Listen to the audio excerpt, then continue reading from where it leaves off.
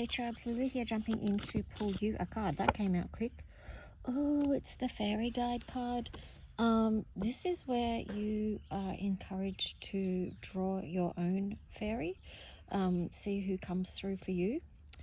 Okay, so that's just straight up an invitation to do some journaling and just see, using yourself as a conduit to bring down divine messages. Okay, so get out a blank bit of paper and a pen or pencils, whatever you've got, and see what comes through. Now I'm going to pull another one, but yeah, like I said, that is, there's a message that maybe only you can receive, the unique message that you need. There's a code for you that wants to come through, so creating space to make time to allow that to come through.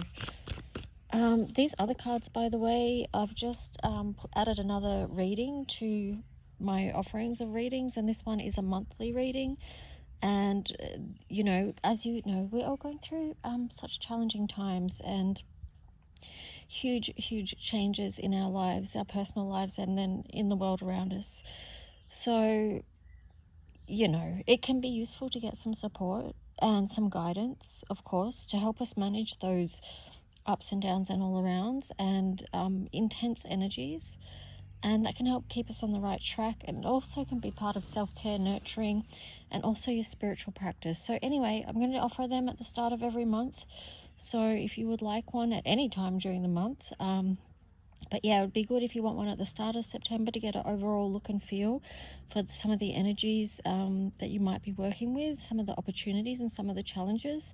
Then yeah, just reach out. So how you can do that, if you just look in the posts on my YouTube, you'll be able to see the details of how to reach me there. Anyway, back to this.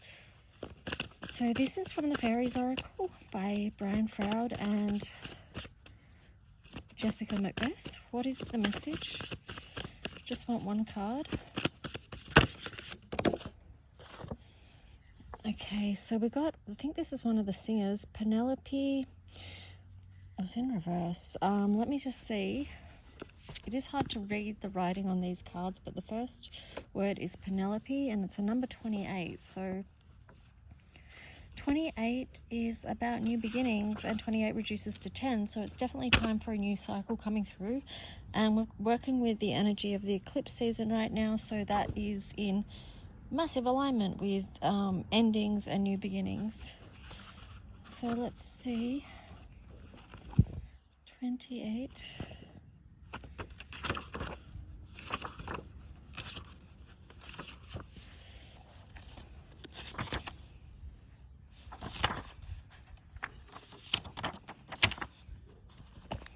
I'm just looking in this book. If you can hear me, that's what I'm doing. I'm taking my sweet time, I know, but I'm allowed. Alright, so no. Oh, Penelope Dreamweavers it is. So I'll turn it upright so you can see the image. So in this painting, Brian has shown us Penelope, his own inspiration fairy, but we each have I think this is a typo, but we each have one who is more than willing to help us. Mine says to call her Grace because she says she isn't exactly someone I deserve, just someone I'm lucky enough to have in my life. She plays hard at inspiring me, as does Penelope with Brian. Penelope says she is very pleased with Brian's results of her inspirations, but when I looked hopefully at Grace to see what she thinks about me, she just shrugs her shoulders. Then she flashes me a wicked grin, so I think it is all right. Inspiration fairies like their jobs, but they get really bored when people don't pay attention to them. Then they sit around and file their fingernails while they think troublesome and mischievous thoughts. Sometimes they get exasperated enough to send us nightmares in an attempt to get us to wake up. These fairies and their sisters, the fairies of expression, work together as teams, helping us in our creative endeavors. The fairies of inspiration sprinkle us with special inspirational fairy dust so that we can come up with ideas, rather like fertilizing a plant. And you know what plants are fertilized with, Grace says. Then their sisters, the fairies of expression, help us to give form to our creativity, manifesting it with our own particular talents. Seek visions and inspiration. Be aware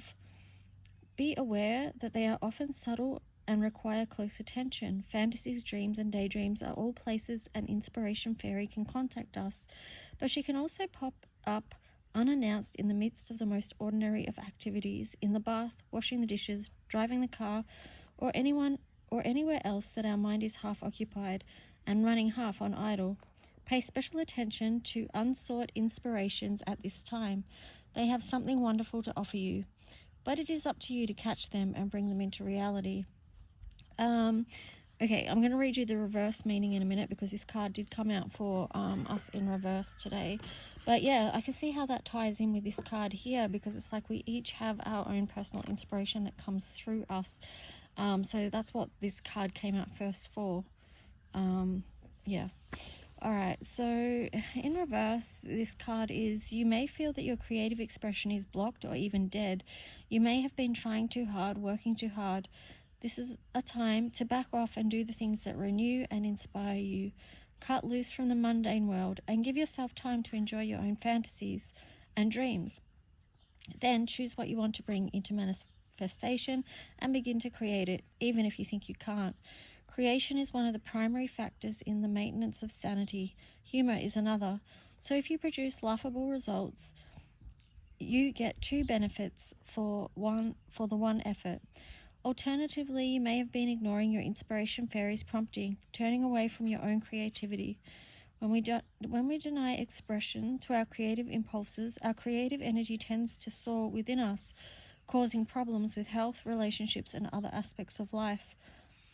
Denial of the possibilities put forth by our creative imaginations, or allowing only the destructive possibilities of creativity to be considered, are also serious problems, as it is a refusal to learn from our dreams.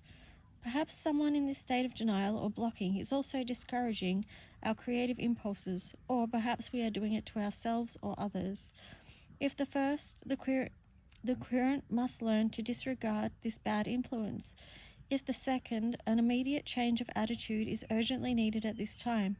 Interestingly, Penelope and Grace tell me that whining about the unfairness of life instead of doing something to make it better is also linked with a symptom of the suppression of one's creative energies. So yeah, I love that message for today.